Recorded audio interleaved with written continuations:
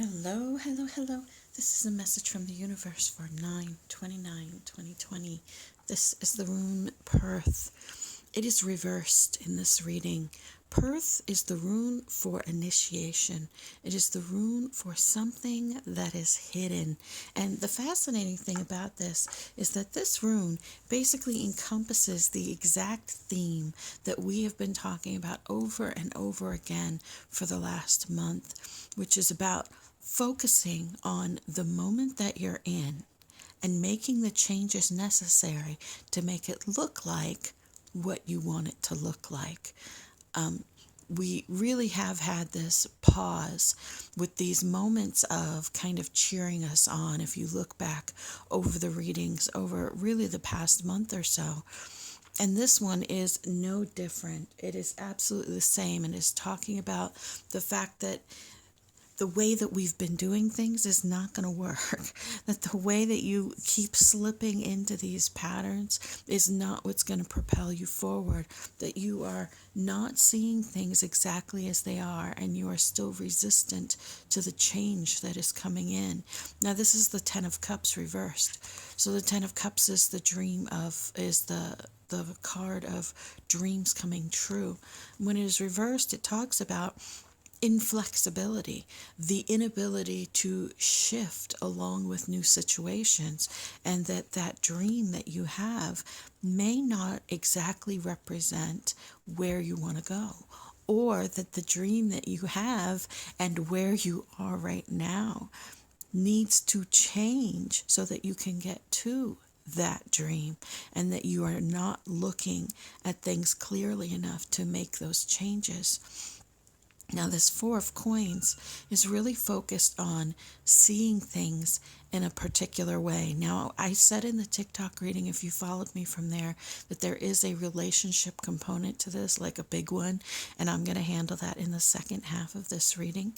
But in the first half of this reading, this is talking about the way that we see money, the lack mentality, the way that we see our worth, and the way that we are viewing things.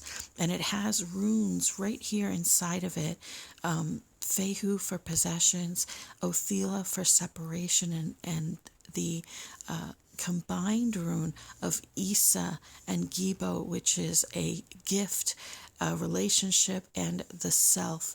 So for me, this talks about the relationship with yourself and the way that you are thinking about your money, the relationship with yourself and the way that you are involved in changing who you are, in that inflexibility with who you are. Remember that you are creating everything that comes in, and that the way that you look at your situation, I mean, this reading is still cheering you on big time, and it's telling you you are in control. This Emperor is a man in charge. You are in control. The King of Swords talks about having an easy way about you and kind of waving your hand and making things happen, and just knowing that this is exactly what's supposed to be happening, the way that you're doing things. My kitty came and is rubbing on the camera. Sorry, guys. Cupie. So it is really your choice to continue to do things in the same way that you've always done them, and then wondering why they aren't turning out differently.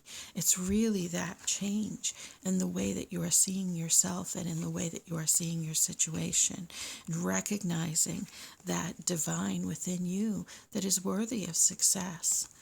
Now, when we flip this to a relationship situation, it is talking about something that is hidden. So literally, it is talking about something that is hidden in your relationship. Now, this could be you hiding it from yourself. It could be someone else hiding it from you. When it's hiding it from yourself, it's about the way that you're looking at the relationship, and that you're looking at it from a space that really doesn't make sense with what you want from the relationship, that you are clinging to the emotional baggage of this and to the feelings of it, rather than looking at it from what will serve my highest good. As we've said in the past several times, we often hold on to relationships that do not serve us, but we have this sentimental attachment to them, and that we are connected to them and we love them. And sometimes it's not so much love, but rather dependence, but rather routine, but rather fear that keeps us in that pattern. We fear that we won't find someone else. We fear that this is all that we deserve. And we get very comfortable in our own pain.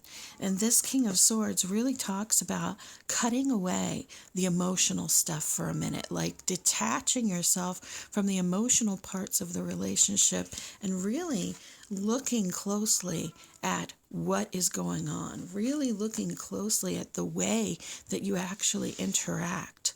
And of course, I mean, part of this something hidden is that this person is separating you from your money and separating you from your success. It's time for you to take charge of this, to take control of this. You are not the victim. You are not at the whims of someone else, whether they love you or don't love you, whether they're nice to you or not nice to you. It is time for you to be the one who calls the shots. Step into your relationship with yourself. Honor yourself and love yourself. You are beloved. You matter. You are loved.